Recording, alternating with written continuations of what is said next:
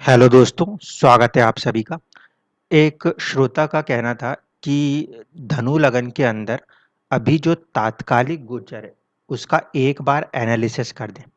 तो मुझे लगता है आप में से बहुत सारे लोग जो हैं, अपनी दशाएँ, अंतर्दशाओं को देखते हुए इस बात को जानना समझना चाह रहे होंगे कि आखिरकार उनके साथ हो क्या रहा है। ठीक है? इसीलिए इस वीडियो के अंदर थोड़ा-सा ये लंबा हो जाएगा वीडियो, लेकिन इसमें मैं प्रयास क्या करूँगा, इसमें मैं आपको दशाओं के साथ थोड़ी-सी चीज़ों को समझाने की कोशिश करूँगा।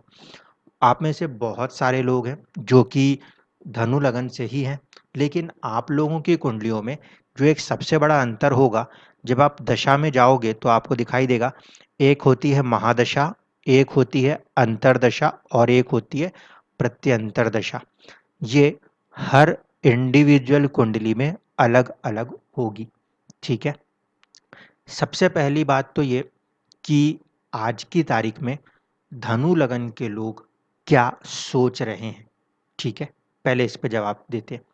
अगर आपकी कुंडली में धनु लगन यानी कि फर्स्ट हाउस में 9 नंबर लिखा हुआ है और आपको शुरुआत में 0 से लेके 13 डिग्री 20 मिनट यानी कि मूला नक्षत्र प्राप्त हुआ है, तो आप कहीं न कहीं सोचने के ढंग से पॉज़िटिवली कुछ लाभ बनाने के बारे में सोचेंगे या बड़े भाई-बहनों के बारे में सोचेंगे। यानी आपकी सोच में एक पॉज़िटिविटी होगी और साथ ही साथ उसमें एक चीज़ और होगी, क्या होगा कि किसी तरीके से कुछ गेन्स बने, कुछ ऐसा थॉट प्रोसेस आएगा क्योंकि केतु जो है वो लाभ भाव में विद्यमान है, ठीक है?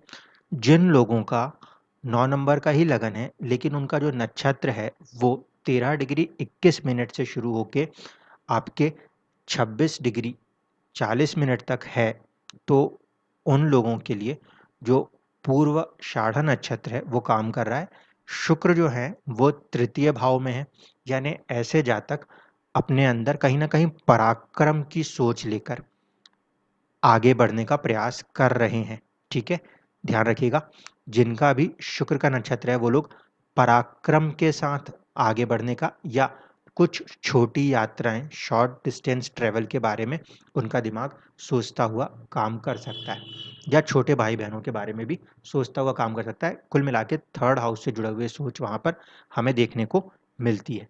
साथ ही साथ यहाँ पे क्योंकि मंगल का फ़ॉर्मेशन भी आ रहा है, तो ये जो कॉम्बिनेशन है संतान के बारे में या फिर प्रेम के बारे में भी या विद्या के बारे में भी सोचने की बात बताएगा। किन लोगों के लिए? जिनका शुक्र का नक्षत्र आ रहा होगा। जिन लोगों का सूर्य का नक्षत्र है यानी कि 26 डिग्री 40 मिनट से ऊपर से लेके 30 डिग्री तक का उत्तराषाढ़ा नक्षत्र है, वो लोग कहीं न कहीं पॉज़िटिव तो हैं क्योंकि सूर्य जो हैं वो उच्च राशि में चल रहे हैं, लेकिन अभी वो राहु के पास जा रहे हैं, ग्रहण होने जा रहा है 30 तारीख को। इस वजह से वो पॉज़िटिव सोच के बाद भी थोड़ा-सा अपने आप को ना कन्फ्यूज़्ड मान सकते हैं या फिर अपने आप में एक कॉन्फिडेंस सूर्य कॉन्फिडेंस को समझाता है, दिखाता है, उसमें थोड़ी-सी वो कमी महसूस कर सकते हैं, ठीक है? सूर्य यहाँ पे उच्च राशि में है और पंचम में है, यानी वो अपनी परेशानियों का हल ढूँढने में सबसे ज़्यादा सक्षम है। लेकिन राहु की मौजूदगी 30 तारीख तक है, तो थोड़ा-सा वहाँ पे चुनौतियाँ उनको हल्की-फुल्की महसूस हो सकती हैं, एक चीज़। तो ये तो हो गया ऊपर से आपका 9 नंबर के लगन के अंदर जितने भी लोग हैं, उनके सोचने का ढंग। अब जो बताऊँगा, उसको आप अपनी दशा से देखिएगा, ठीक है? सोचने के ढंग के अलावा सबसे इम्पोर्टेंट होता है कि करंटली दशा क्या चल रही है, सराउंडिंग सिचुएशन क्या बता रही है। अगर आपकी कुंडली में आप जब दशा देखोगे तो आपको 3 चीज़ें मिलेंगी, महादशा, अंतर्दशा या प्रत्यंतर दशा। जिन भी ग्रहों के बारे में बता रहा हूँ, वो या तो आपकी महादशा में होंगे या अंतर में होंगे या प्रत्यंतर में होंगे। जो प्रत्यंतर में ग्रह होगा, उसका फल ज़्यादा महसूस हो रहा होगा, फिर उसके ऊपर अंतर्दशा और उसके भी ऊपर जाके महादशा का फल, ठीक है?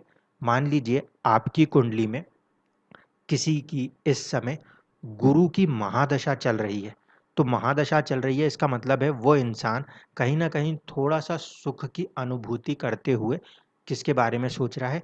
अपने हेल्थ, अपने पर्सनैलिटी और साथ ही साथ अपनी प्रॉपर्टी या अपने मदर के बारे में सोच रहा होगा, ठीक है? जो सबसे ऊपर की दशा जो है महादशा, उसमें हमें ऐसा देखने को मिलेगा। ठीक, इसके अंदर सपोज कि गुरु की महादशा के बाद किसी को अंतरदशा मिल रही है, वो मिल रही है केतु की, तो वहां पे वो इंसान लाभ पाने का प्रयास कर रहा होगा, और सेम चीज वहां पे भी लागू हो रही है, अपनी पर्सनैलिटी और साथ साथ अपने मन के सुख, अपनी माता या अपने प्रॉपर्टी के सुख को पाने की प्रयास वहां पे भी हो रहे हैं।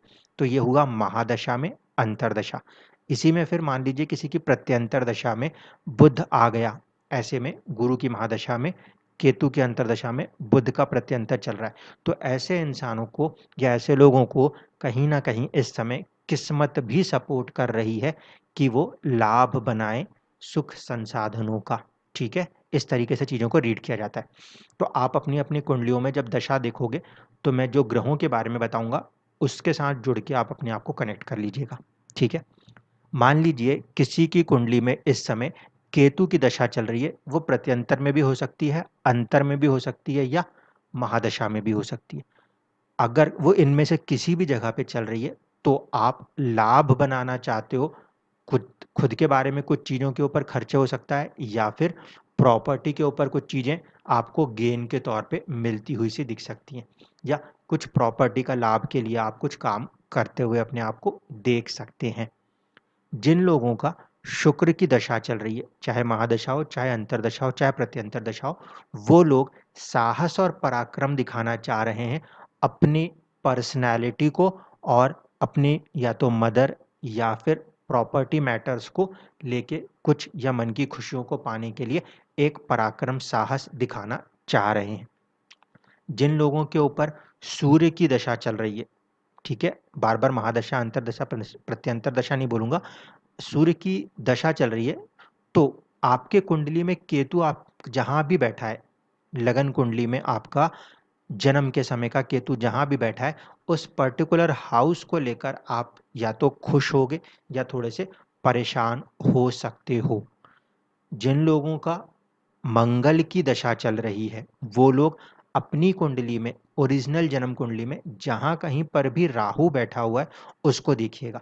अगर वो 6 8 12 में है तो थोड़े से परेशान चल रहे होंगे, अन्यथा अगर अच्छे भाव में बैठा है तो उस हिसाब से लाभ देगा जहां भी वो राहु बैठा होगा।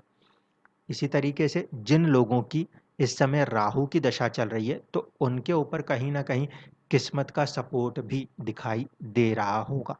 ठीक है, इसके साथ साथ जिन लोगों के ऊपर इस समय शनि की दशा चल रही है, वो थोड़े से परेशान चल रहे होंगे। ठीक है, या तो उनको कुछ हल दिखाई दे पंचम भाव, या फिर उनको थोड़ा बहुत कुछ मानसिक कष्ट या बेवजह के बढ़े हुए खर्चे नजर आ रहे होंगे, जिनकी शनि की दशा है। क्यों? क्योंकि शनि सेकंड हाउस में बैठा है, कुटुंब में बैठा है, तो वहां पे किसी चीज को लेके आपको दिमाग लगाना पड़ रहा हो, थोड़े से खर्चे बढ़े हों या परेशानियां हो, ये होने की संभावनाएं नजर आती है। जिन भी लोगों की इस समय बुध की दशा चल रही है, उनके ऊपर थोड़ा सा किस्मत मेहरबान होकर चल रही है, लेकिन एक बात ध्यान रखिए कि बुध जो है वो इस समय छठे भाव में चल रहा है, इसीलिए वो किस्मत जो चल रही है उसमें आपको अपना संघर्ष जोड़ना पड़ रहा है। दूसरी बात कि बुध क्योंकि सप्तम भाव से इस समय द्वादश है, इसीलिए थोड़ी सी चुनौतियां व्यापार के अंदर भी आ सकती हैं और मैरिड लाइफ के अंदर भी देखने को मिल सकती हैं तात्कालिक दशा के हिसाब से।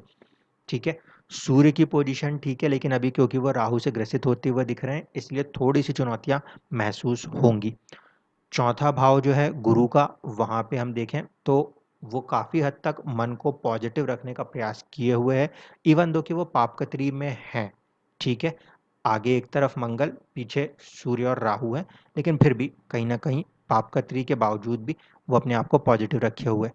मंगल जैसे ग्रह का तृतीय भाव में होना, वो कहीं ना कहीं पराक्रम साहस प्रदान किए हुए है, और इस कुंडली में मंगल ना सिर्फ कि पंचम का बल्कि द्वादश का भी स्वामी है, और वो तीसरे में बैठे, तो विपरीत राजयोग जैसी परिस्थितियों में भी लाभ देने के लिए मंगल यहाँ पे ठीक हैं। शुक्र की बात करें तो शुक्र जो है उनकी प्लेसमेंट भी ठीक है, क्योंकि वो भी छठे घर के स्वामी होके यहाँ पे बैठे हुए हैं। अगर आप कोई कॉम्पिटिटिव एग्जाम्स में हैं, तो फिर शुक्र यहाँ पे आपको हेल्प करता हुआ नज़र आ रहा है। शनि जो है वो सेकंड हाउस में बैठे हैं, इसलिए थोड़ा-सा घरवालों के साथ हल्की-फुल्की चुनौतियाँ तो महसूस होंगी। सेविंग्स को लेके थोड़ी बहुत चुनौतियाँ ज़रूर महसूस होंगी, इससे अभी इनकार नहीं कर सकते। लेकिन फिर भी वो प्रयास यही करेंगे कि कम से कम जो आपका सेविंग्स है उसको बढ़ाया जा सके। ठीक है? तो ओवरऑल सिनेरियो ये था।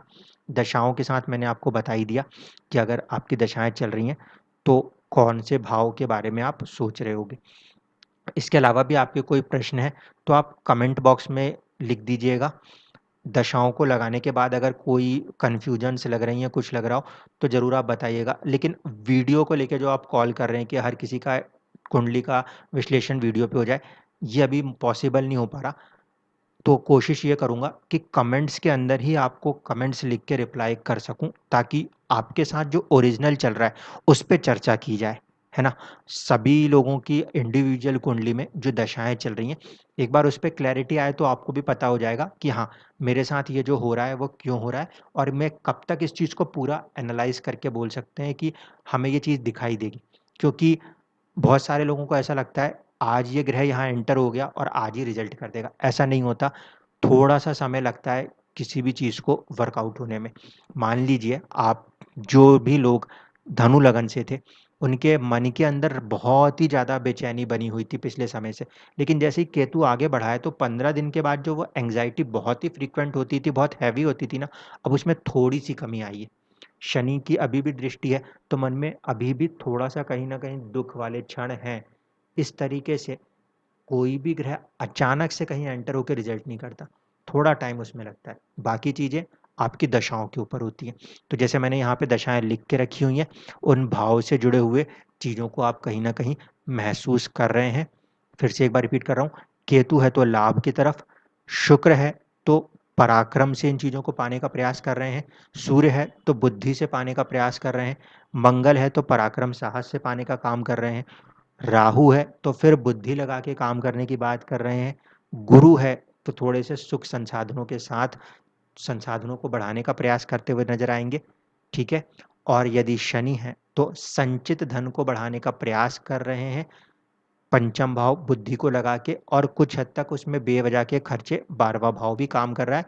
आखिरी में बुध, बुध छठे घर में बैठा है इसलिए व्यापार और कुछ हद तक मैरिड लाइफ़ में संघर्ष है, लेकिन फिर भी वो किस्मत को सपोर्ट करने का पूरा-पूरा प्रयास कर रहा है। धन्यवाद।